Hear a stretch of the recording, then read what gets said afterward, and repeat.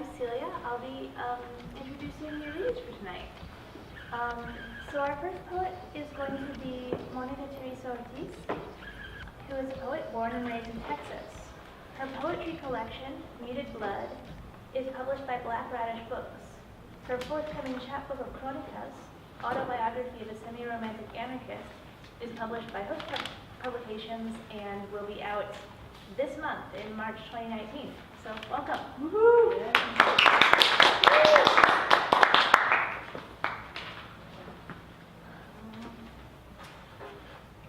How long do you want me to take? I guess we can talk about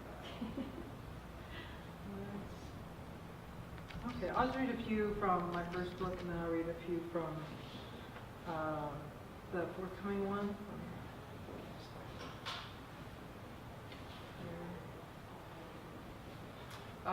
Yeah, I'm really happy to be here. I'm happy to share this with Allison. We were supposed to be on this panel in New Orleans about necropoetics, and so I think it's kind of like a really good time to, I guess, to come together in this moment and have these conversations. I'm grateful that there are other poets out there having conversations, thinking about these kinds of things, thinking about the kind of world that we're experiencing at this moment.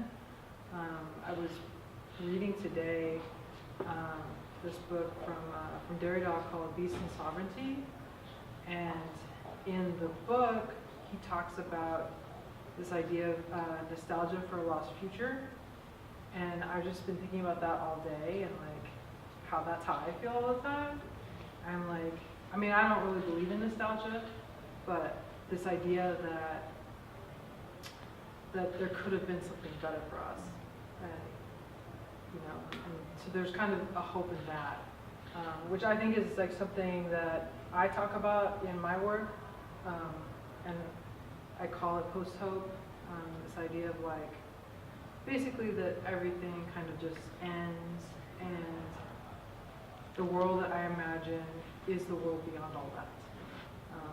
And I think it's kind of it's a idea that Jose Esteban Munoz talks about in some of his work, Fred Moten. I think there's a lot of Black intellectuals who are talking about these things right now. So those are people that I've been heavily influenced by. And so my first book, Muted Blood, came out I think September of 2018. So I'm going to read a little bit from here. I think only maybe Fernando has heard me read from this, so I'm sorry, Fernando, you've heard these poems many times. I'm glad Stephanie's not here because she's heard me read so many times. She's like, where's your new stuff? So this is be new to everybody else if you haven't read my stuff. I like to read, so the book is divided up into, I have letters, and there are letters to Federico Garcia Lorca. So I like to read those. I'm going to read, let's find,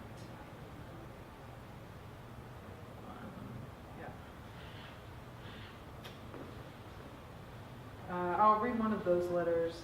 It's about Texas. I am from Texas. I was born and raised here. I love Texas. I'm one of those people. Dear Lorca. Dear Lorca, Texas is my home. You never saw Texas. Where I grew up, I had no tongue to talk. Only these hands to shuck memories into barrels, pulling off the silk threads. Now I have nothing and no one left to eat, and so I pick at my scabs instead. Once the sun collapses against coyotes' heartbeats, I stitch my wounds, and then late at night I undo the sutures. I cannot rid myself of constant imperfection. I wish to discuss what a border looks like from space. Maybe deforestation looks natural in Haiti, but it is not. So many bodies have been buried since I left home. So many have never been found. Perhaps from wherever you are, you watch me write these lines. Perhaps you are a zombie. Rocky Dalton wrote about zombies. Los muertos están cada día más indóciles. Perhaps he was writing about you. Do poets die like other people? I've wondered about that often. How poets keep prophesying without a body. How language dances beyond death. How we are so restless in our afterlife that we translate the weather into grief. Our gazes migrate across a horizon of threshed cotton, orphaned on the plains, like me, like us, looking for bodies, finding ghosts, walking on caliche. I consider the outcome of my loneliness, despite that I can still hear vibrations of a rattlesnake's tail somewhere in a field behind me. In the throat sky, vultures' wings shout across the plains. And near dusk, if you look up, you can see that the skies turn the color of muted blood, calling thirst to heaven.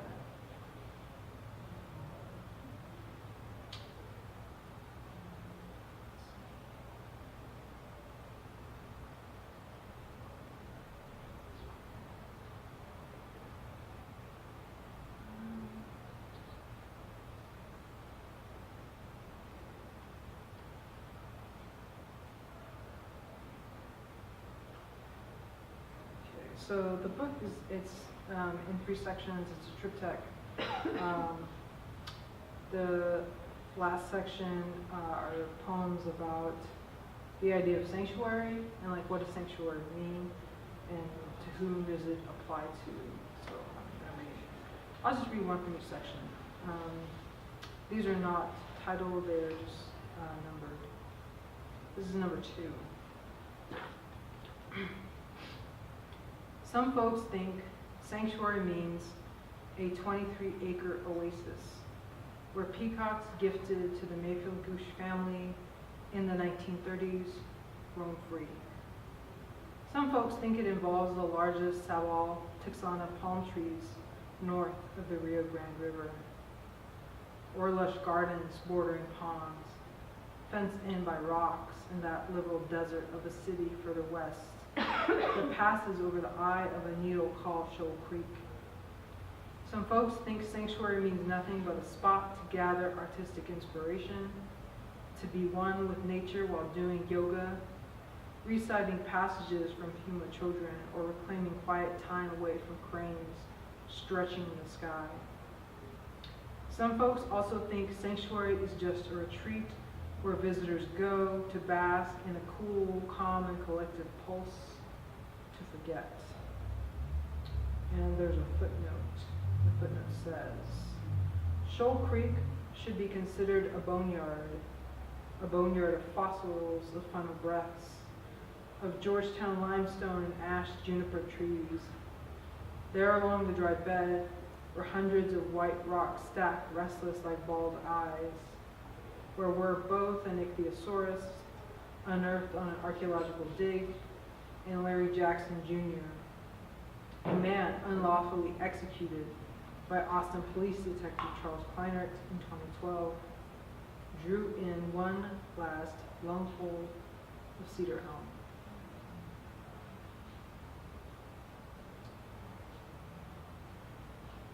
I'll read one from the first section.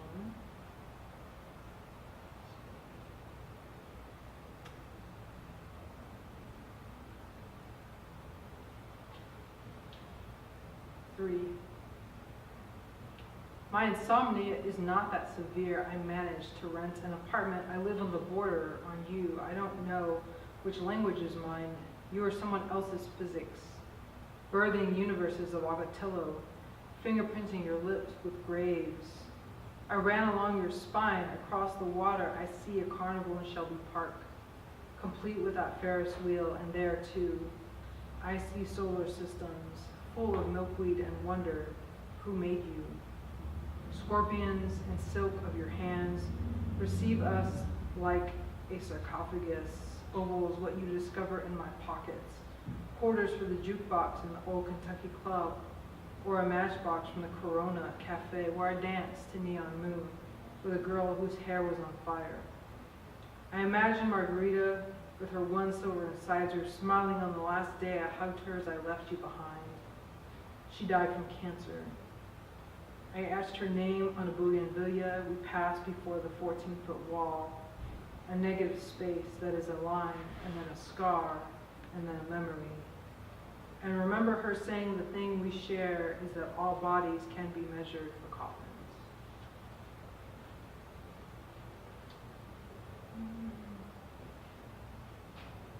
I like to read the last poem from this book, and then I'll read a few from the new book.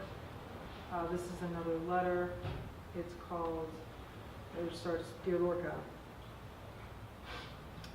Dear Lorca, today I found a dead cat wrapped up in a dish towel, delicately disposed of on the sidewalk. Who did the body belong to? You asked where your grave was. I don't know where else to look. T.S. Eliot said that humankind cannot bear very much reality.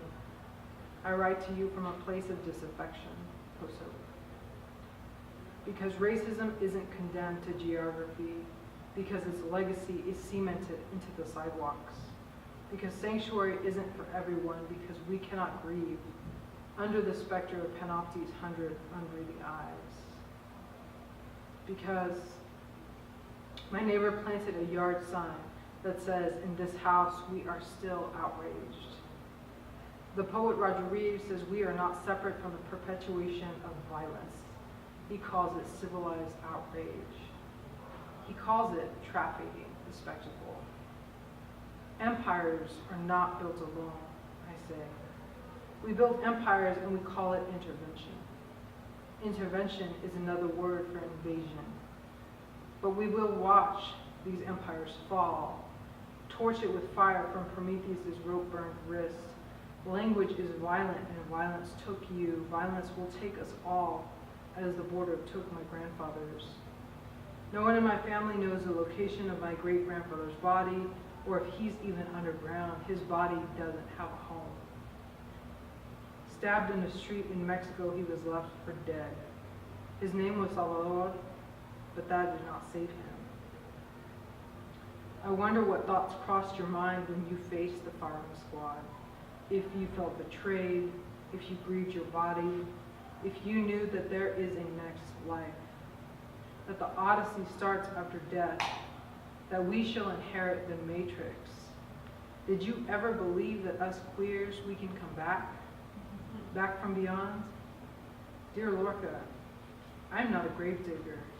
I am only just the ferryman.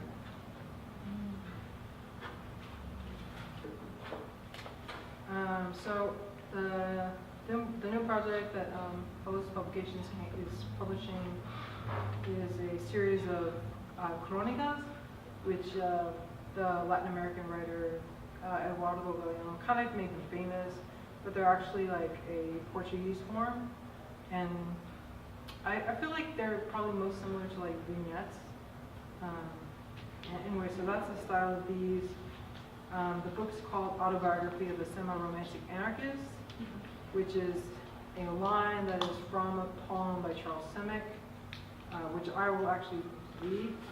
But he took that line from Herbert Marcuse, the Marxist. And so the line from Charles Simic, it's from his poem, The Devils, and that line goes, "You were a victim of semi-romantic anarchism in its most irrational form. I was ill at ease in an ambiguous world. Deserted by Providence, we drank gin and made love in the afternoon." So that's where the title comes from. I actually meant to mention, I should have mentioned this also. The title Muted Blood also comes from a different poem from a Palestinian poet, and I'll actually read that real quick. He is actually imprisoned in Saudi Arabia. I don't know if y'all have heard of him. His name is Ashraf Fayyad, and he was imprisoned, and they were going to put him to death. And then a lot of writers, a lot of artists kind of got involved and like started petitioning, and you know his sentence was commuted, but he's still like in prison. And his book came out a few years ago. It's called Instructions Within, and I think it's one of the best poetry books that I've read in the past like 10 years. It's amazing. And so the line from his work is, Your mute blood will never speak out as long as you brag about death. And the translator is, her name is Mónica, and she lives in New York, I believe. So that's where the titles come from. So I'll just read a few from this new work.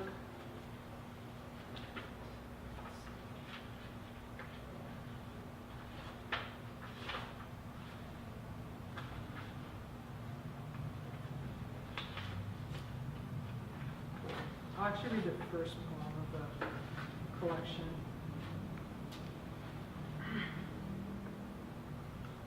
My father's name is Salvador, the Savior. He worked a boiler 12 hours a day for 30 years in a town on the Great Plains, where I, like him, was raised by the winds and white people and methane.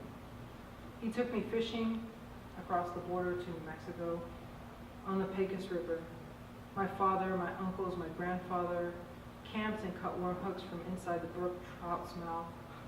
I had to explore like the men, wander around Comanche land, baptized and confirmed at the base of the Llano Estacado. Churches sprouted quick like buffalo grass, and we were good Catholics. So good, in fact, I wanted to be with women all my life. And God too, of course. I confessed this devotion to my mother, and she cried. Not out of joy as I expected. It would not be the only time my honesty stunned my mother. Like praying, it was the answer to the universe, to my nightmares. The divine was responsible, not us. She did not believe my apocalyptic visions. Said it might be the devil. But she hadn't yet begun begging God every night for my soul. She didn't worry then. It was only the 80s. I wasn't gay yet, just a child. There was still hope for something different.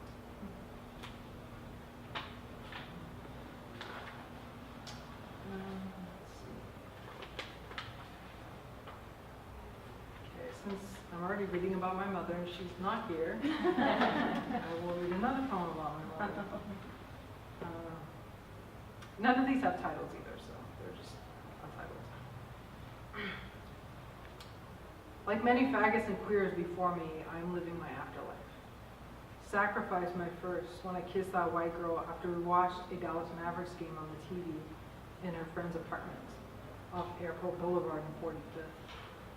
Gracias a Dios, God didn't strike me down when I managed to locate her lips. My mother warned my brothers that the worst sin that they could ever commit was to bring home a white girl.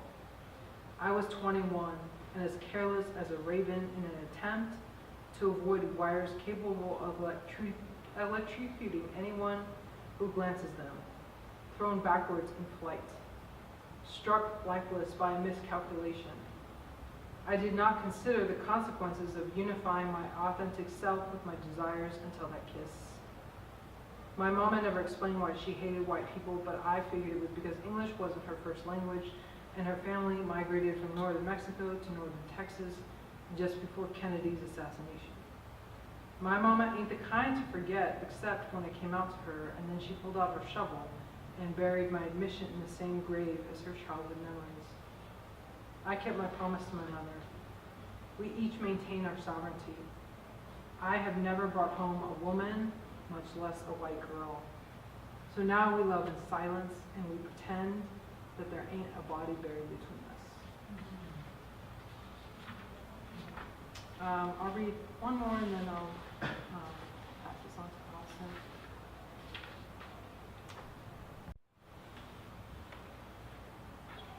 All stick together.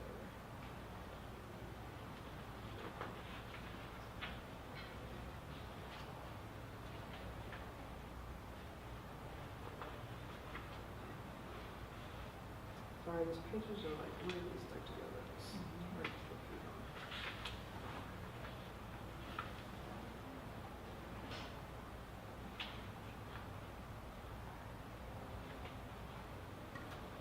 I was talking to Allison earlier about this poem that I published in the place where it was published. They kind of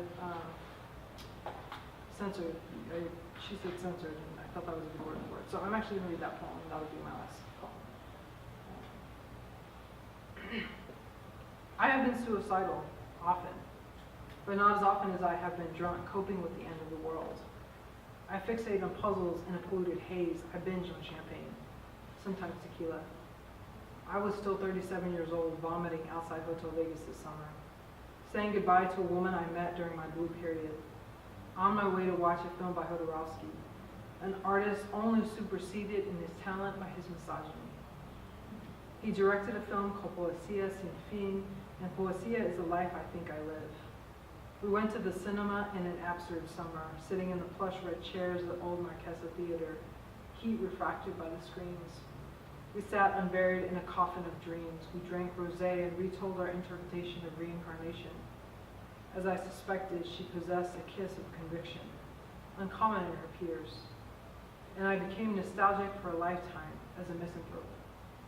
She'd never read 100 Love Sonnets till we sat on the shore of the Colorado, and I offered her Neruda's arrogant attempts to forget love. Gravity pulled at her eyes, and like a poet, she filled my hands with water, unpunished and surprised.